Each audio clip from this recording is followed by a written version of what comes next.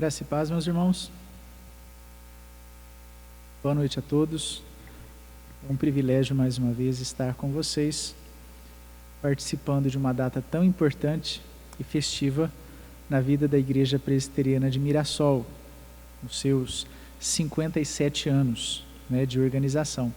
E eu quero aqui deixar o abraço da nossa igreja aqui de Icém. E é um prazer, uma alegria muito grande fazer parte da história dessa igreja.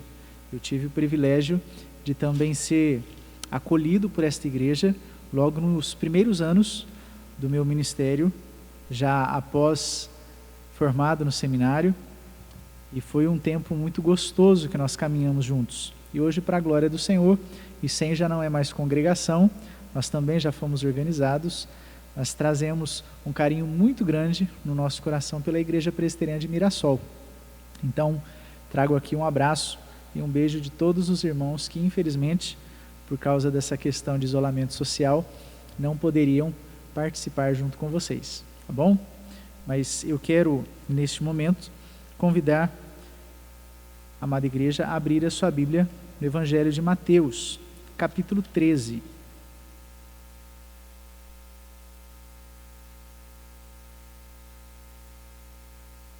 Mateus capítulo 13, do versículo 1 até o versículo 9, e depois do versículo 18 até o 23. E eu vou pedir que você deixe aberta aí a sua Bíblia e nós vamos orar, ok? Fecha os teus olhos, oremos. Senhor Deus, mais uma vez, ó Pai, nós estamos reunidos, congregados, Senhor, na Tua santa presença. Suplicamos, Senhor, sobre nós a Tua bênção, a Tua graça, e a iluminação, ó Deus, do Teu Santo Espírito. Fala, Senhor, aos nossos corações. Fala, Senhor, às nossas mentes. E que nós possamos, ó Deus, caminhar nesta noite na direção do Senhor. Fortalece, Senhor, a nossa fé. Dá, ó Deus, nesses dias de alegria, de festa, o gozo, Senhor, da Tua presença. Que nós possamos, ó Deus, desfrutar da Tua companhia, Senhor. Em nome de Jesus. Amém. O Senhor Jesus, na época do seu ministério terreno, ele sempre,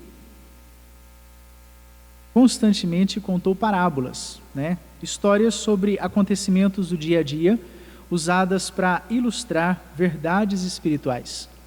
E uma dessas parábolas mais importantes que nós temos registrada nos evangelhos é a parábola do semeador, Está aqui em Mateus capítulo 13, você também vai encontrar o relato paralelo em Marcos capítulo 4 e também em Lucas capítulo 8.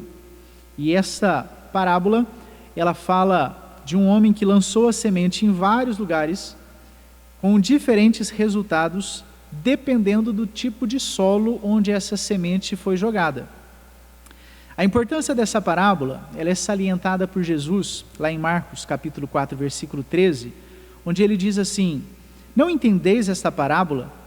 E como compreendereis todas as outras? Jesus aqui está dizendo que esta parábola ela é fundamental no entendimento das demais parábolas que ele contava. Esta é uma das 3 únicas parábolas registradas em mais de 2 evangelhos. Ela é registrada em todos os evangelhos sinóticos. Ela também é a única que Jesus deu uma explicação específica. Olha, essa parábola, ela refere-se a isso, E nós precisamos então meditar cuidadosamente nessa história. Vamos ler então o texto bíblico. Mateus capítulo 13, do versículo 1 até o versículo 9. Diz assim: naquele mesmo dia, saindo Jesus de casa, assentou-se à beira-mar. E grandes multidões se reuniram perto dele, de modo que entrou num barco e se assentou. E toda a multidão estava em pé na praia, e de muitas coisas lhes falou por parábolas. E dizia: eis que o semeador saiu a semear, e ao semear, uma parte caiu à beira do caminho, e vindo as aves a comeram. Outra parte caiu em solo rochoso, onde a terra era pouca, e logo nasceu, visto não ser profunda a terra. Saindo, porém, o sol a queimou, e porque não tinha raiz, secou-se. Outra caiu entre os espinhos, e os espinhos cresceram e a sufocaram. Outra, enfim, caiu em boa terra e deu fruto, a 100, a 60 e a 30 por um. Quem tem ouvidos para ouvir, ouça. Essa é a parábola que Jesus contou. E a explicação que ele traz acerca desta parábola, ela é muito simples e fácil de entender. Olha aí, a partir do versículo 18 até o versículo 23, diz assim: Atendei vós à parábola do semeador. A todos os que ouvem a palavra do reino e não a compreendem, vem o maligno e arrebata o que lhes foi semeado no coração. Este é o que foi semeado à beira do caminho. O que foi semeado em solo rochoso, esse é o que ouve a palavra e a recebe logo com alegria, mas não tem raiz em si mesmo, sendo antes de pouca duração, em lhe chegando a angústia ou a perseguição por causa da palavra, logo se escandaliza. O que foi semeado entre os espinhos é o que ouve a palavra, porém os cuidados do mundo e a fascinação das riquezas sufocam a palavra e fica infrutífera. Mas o que foi semeado em boa terra é o que ouve a palavra e a compreende. Este frutifica e produz a 100, a 60 e a 30 por um. Aqui nós temos então a explicação da parábola do semeador. O que Jesus está ilustrando com esta parábola é que alguém saiu pelo caminho ensinando as Escrituras a várias pessoas. A resposta dessas pessoas, depende do estado do coração delas. A disposição delas, ou seja, a atitude de cada uma ao ouvir a palavra do Evangelho do Reino, como será?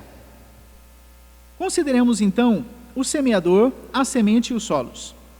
Acerca do semeador, nós sabemos que o trabalho do semeador é colocar a semente na terra. Uma vez que a semente foi deixada no celeiro, ela nunca produz safra, ela não germina, pelo contrário, ela acaba se estragando, Por isso o trabalho do semeador, ele é extremamente importante. Ele é fundamental a fim de que você tenha uma colheita boa, uma colheita eficaz. A identidade, entretanto, do semeador, ela não é importante. Tanto que o semeador, em nenhum dos textos bíblicos dos evangelhos, ele é chamado pelo nome nessa parábola. Ele não tem um nome próprio, mas nos é dito sobre a sua aparência, nada. O que nos é dito também acerca da sua capacidade, ou da sua personalidade, ou das suas realizações? Nada. Ele simplesmente põe a semente no solo. E a colheita depende da combinação do solo com a semente. Aplicando espiritualmente isso às nossas vidas, nós podemos dizer que o semeador são aqueles que seguem a Jesus.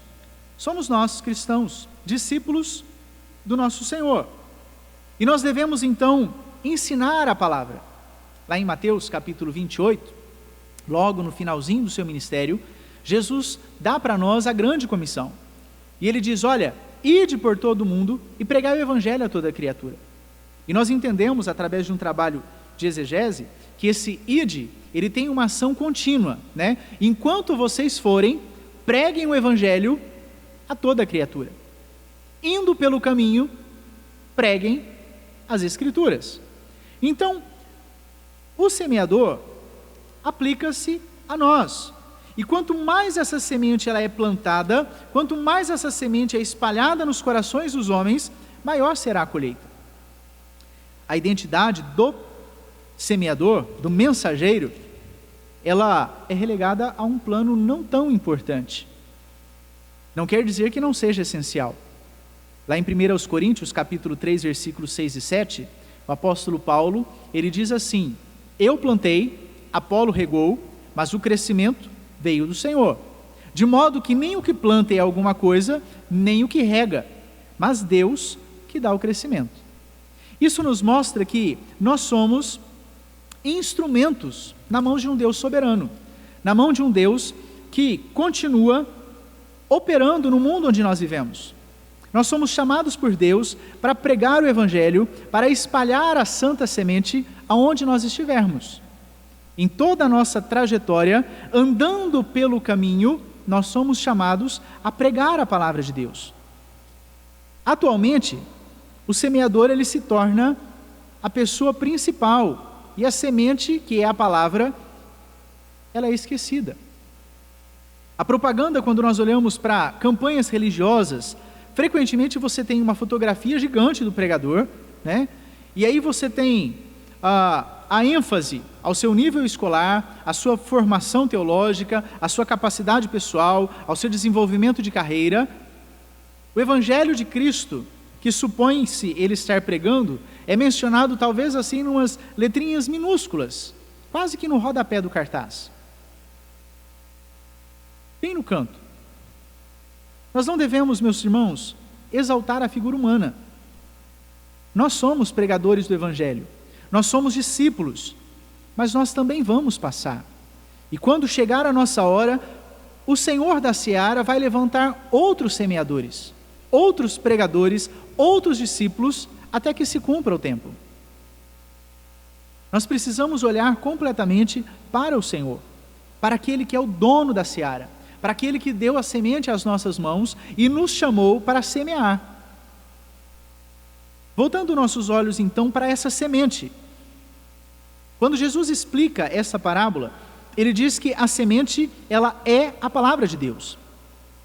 Cada conversão é o resultado do assentamento do Evangelho dentro do coração trabalhado pelo Espírito Santo. Essa semente então gera salvação, ela regenera, ela liberta, produz fé, santifica e nos atrai a Deus. Pelo menos é o que toda a Escritura diz acerca desta santa semente. Como o Evangelho ele se espalhava no primeiro século, foi-nos dito muito pouco acerca dos homens que o divulgaram. Porém, nos foi dito muito sobre a mensagem que eles pregavam. Você tem os discípulos e os cristãos sendo enviados a todos os cantos do império. Por exemplo, quando você tem o apóstolo Paulo sendo recebido por Priscila e Áquila, eles já eram crentes. Quem que evangelizou esses irmãos? Mas o evangelho chegou a eles lá longe no império. E eles então, ao ter o encontro com o apóstolo Paulo, eles o recebem na sua casa. Mas eles já haviam ouvido do evangelho. Alguém havia passado por ali e pregado a santa semente. Então, pouco nos é dito acerca dos pregadores no início da era cristã, com exceção dos apóstolos. E ainda assim, nem todos os apóstolos, nós temos a narrativa da evangelização deles. Mas muito se fala acerca do evangelho que eles pregaram, da palavra que eles disseminaram. Quando nós lemos o livro de Atos, nós podemos notar que em cada cidade onde os apóstolos viajaram, os homens eram convertidos como resultado da palavra que era ensinada, da pregação deles. Então, a importância da Escritura, ela deve ser ressaltada ao máximo. Afinal de contas, o mundo está em trevas, e a palavra de Deus, ela é luz para os nossos pés e lâmpada para a nossa vida. É ela que nos dá a direção. A importância das Escrituras deve então ser ressaltada ao máximo. Isso significa que o cristão, ele tem que ensinar a palavra de Deus. Não há substituto permitido. A criação, ela proclama a glória do Senhor. A criação, ela fala de um Deus criador, de um Deus soberano, de um Deus que organiza todas as coisas. Mas a criação, ela não fala do amor salvífico do nosso Senhor Jesus. Isso nós só aprendemos através da Escritura, através do Evangelho que é pregado por homens e mulheres ao longo de toda a história humana, desde o Jardim do Éden até a consumação do século será assim. Frequentemente nós olhamos e as pessoas raciocinam que haveria uma colheita maior se algo diferente fosse introduzido nessa plantação. Se junto com a semente, que é a Escritura, houvesse algo mais, como se a palavra de Deus não fosse suficiente para a salvação do perdido. Então é comum nós termos ouvido de comunidades cristãs que usam outros meios para experimentar, atrair pessoas, além da pregação do Evangelho. E vejam, eu quero abrir um parênteses aqui, porque eu não sou contra a igreja fazer eventos, tá? Mas se esses eventos são o foco principal para atrair pessoas, entenda que quando esses eventos cessarem, você não tem pessoas realmente convertidas ao Evangelho. Porque o Evangelho de Deus é o poder para a salvação daquele que crê. Eventos passam, eventos acabam, e surgem outros modismos. Mas a palavra do Senhor, diz a própria Escritura, ela permanece para sempre. O próprio Cristo diz: olha, passará os céus e a terra, mas as minhas palavras não hão de passar. Então, pessoas que vêm para a igreja interessadas nos eventos, nas programações, naquilo que a igreja tem para oferecer, elas dificilmente permanecem. A mensagem do Evangelho, ela deve ser o nosso principal atrativo. Por isso nós devemos pregar uma mensagem de forma clara, de forma fiel, de forma consistente com toda a Escritura. Pessoas devem se interessar pelo Evangelho. E como discípulos de Cristo, nós devemos pregar somente o Evangelho. Pense na seguinte situação. Imagine que um pai olha para o seu filho e ele tem uma terra muito grande. E ele fala assim: meu filho, eu quero que você plante milho. Eu preciso me ausentar da nossa terra por um tempo, por alguns meses, e eu quero que você plante milho. E depois então que esse pai sai, o filho decide experimentar o solo e descobre que o solo não está muito favorável ao plantio do milho, mas daria um estouro de safra, por exemplo, de melancia. E aí ele resolve então plantar melancias ao invés de milho. Imagine a reação do pai quando ele chega pronto para a colheita do milho e o filho olha para ele e entrega um caminhão de melancia. Veja bem, nosso Pai Celestial disse qual semente nós devemos plantar. A palavra de Deus, o Evangelho do Reino. Essa é a semente que, como discípulos, nós temos que plantar. Não é nosso trabalho analisar o solo e decidir plantar alguma outra coisa esperando receber um resultado diferente, ou um resultado, entre aspas, melhor. Não somos nós que vamos dizer que determinado coração, determinada pessoa é digna ou não digna de receber o Evangelho.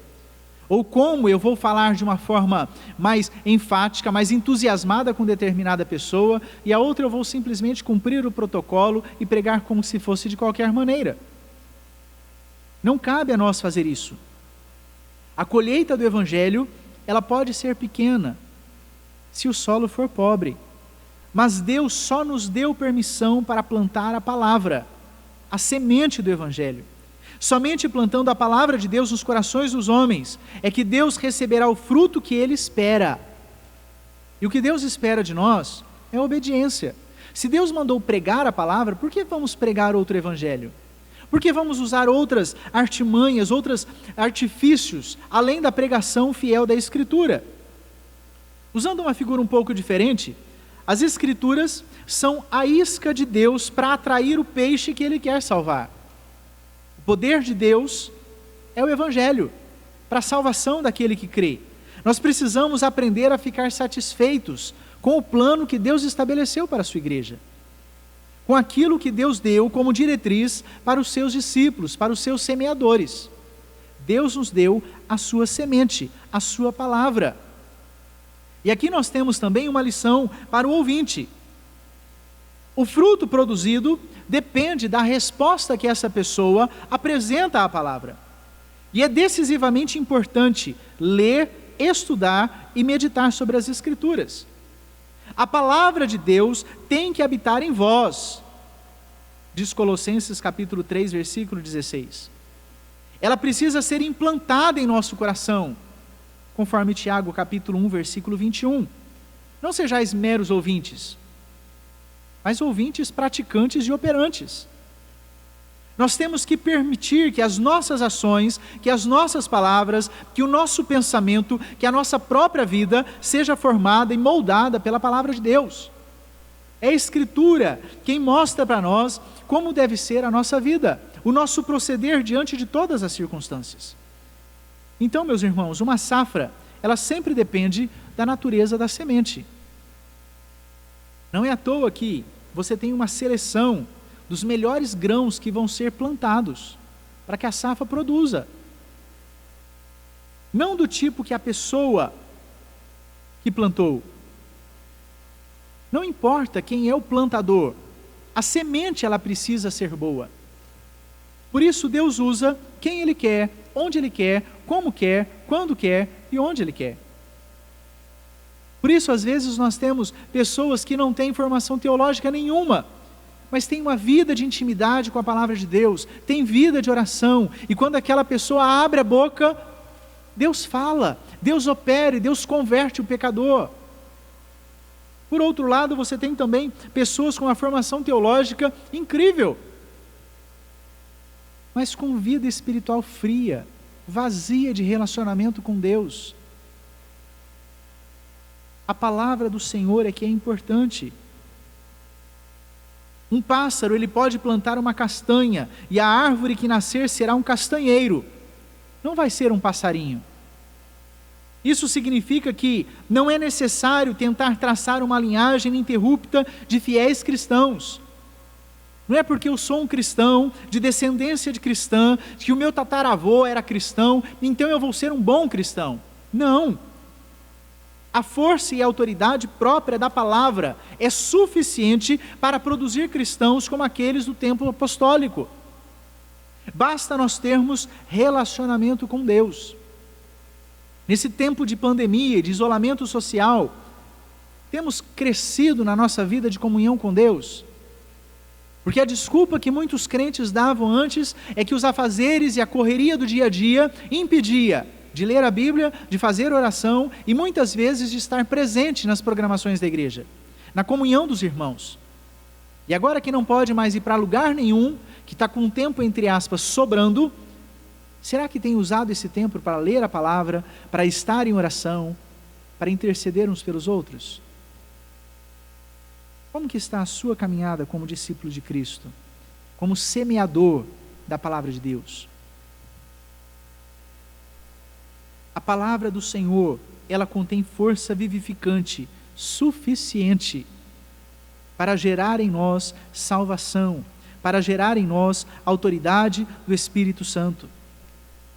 O que é necessário são homens e mulheres que permitam que a palavra de Deus cresça, primeiramente nos seus corações, produza fruto nas suas vidas. Pessoas com coragem para quebrar as tradições e os padrões religiosos à sua volta, para simplesmente seguir o ensinamento da palavra de Deus, sem ficar buscando inovações, sem ficar querendo descobrir algo novo na Escritura, uma nova interpretação, uma nova tradução.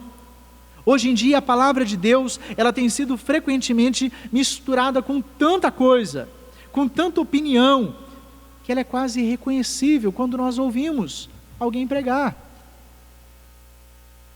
Mas se nós pusermos de lado todas essas inovações humanas, e nós permitimos que a simplicidade e a suficiência da palavra trabalhe nos corações, nós podemos nos tornar discípulos fiéis de Cristo, justamente como aqueles que seguiram a Cristo lá no passado. Homens e mulheres que nós olhamos e lemos as suas histórias de vida e nós nos deslumbramos com a vida de cristãos que eles tinham.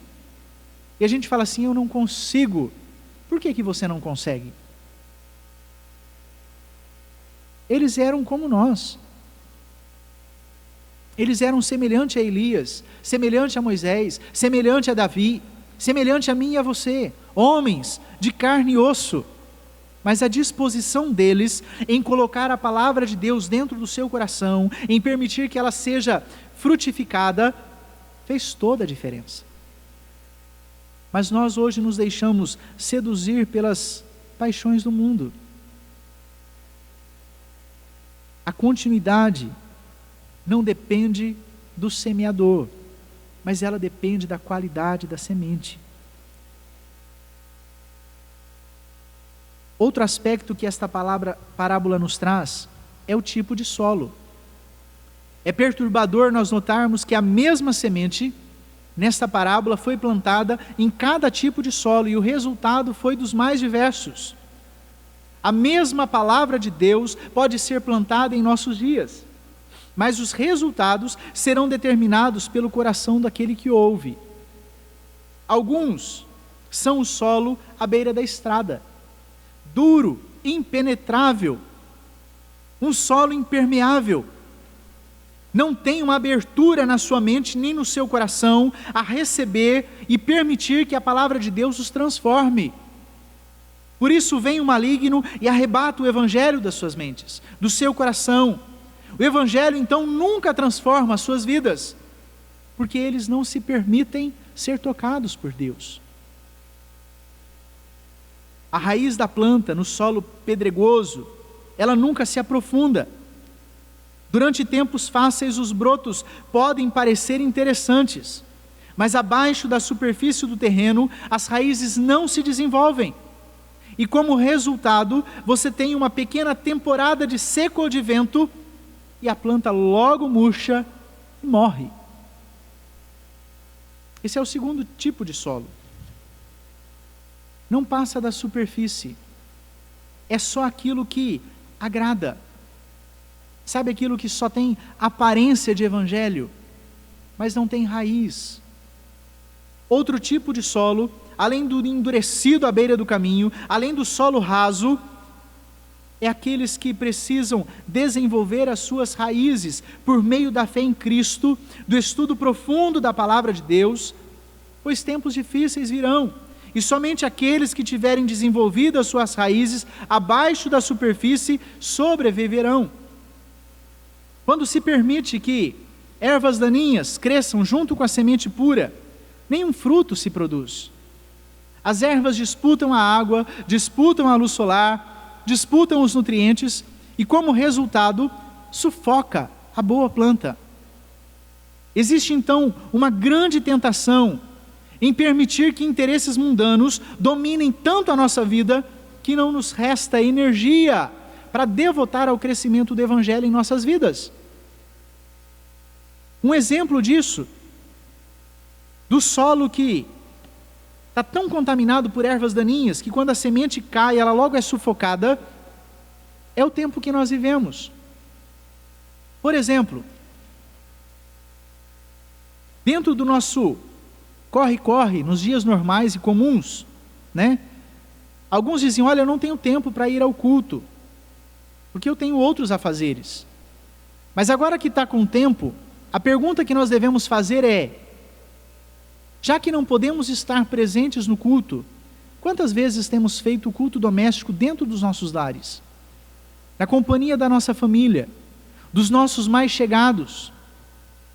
E aí você pode dar inúmeras desculpas, mas com certeza você teve tempo durante todos esses meses para colocar as séries em dia, para acompanhar uma nova temporada, mas para fazer o culto, não pode.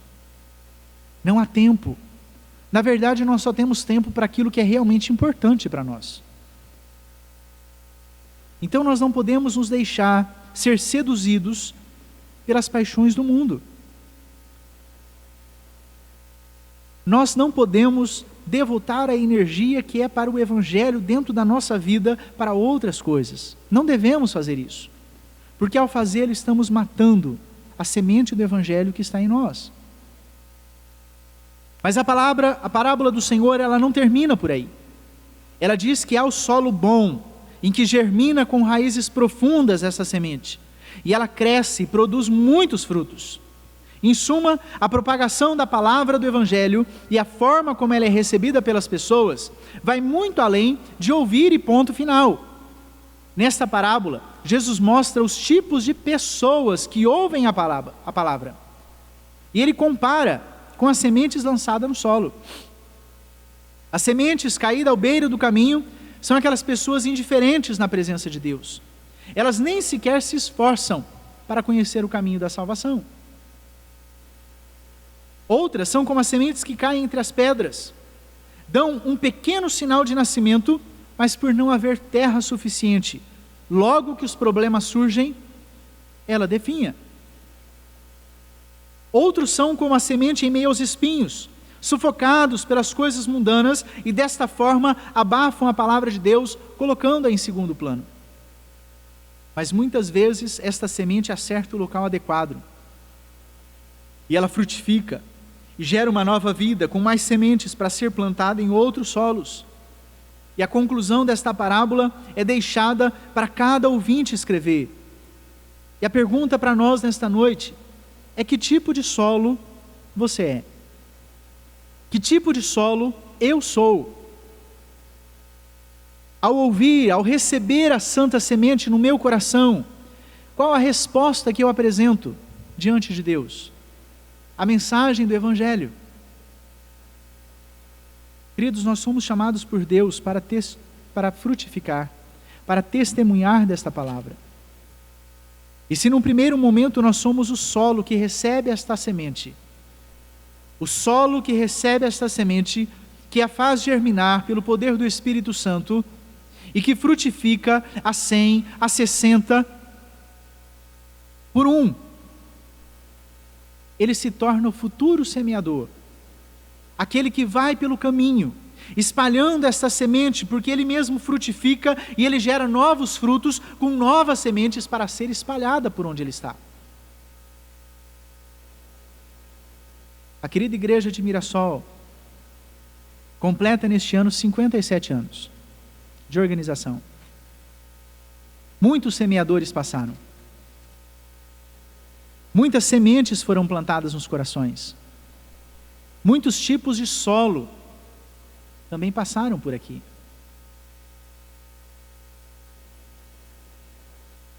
Mas a questão é, eu e você, que hoje faz parte da história desta igreja, qual é a nossa resposta à palavra de Deus?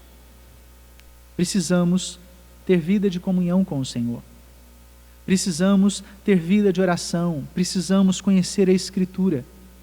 Precisamos nos dispor a obedecer, a pregar o Evangelho da forma como que Deus quer que preguemos.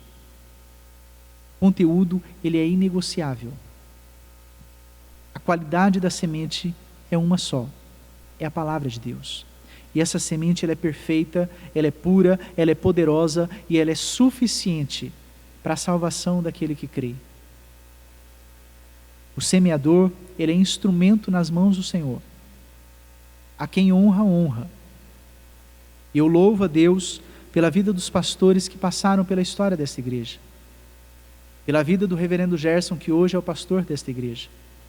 Pela vida dos presbíteros, do conselho, por todos aqueles que vieram antes, por os que estão hoje, pelos diáconos, pelos líderes de ministério, pelos departamentos internos, por cada irmão e irmã, jovem, moço, criança, velho, que faz parte desta comunidade. Um pedaço do rebanho do Senhor, da seara de Deus. Que você se lembre que você é o semeador, chamado por Deus e capacitado por Ele, com a semente, para pregar o Evangelho aonde você for. Não se preocupe com o tipo de solo. Preocupe-se com a qualidade da semente que você está plantando. Estamos num período de escassez, impedidos de estar na comunhão do corpo de Cristo, que é a igreja reunida.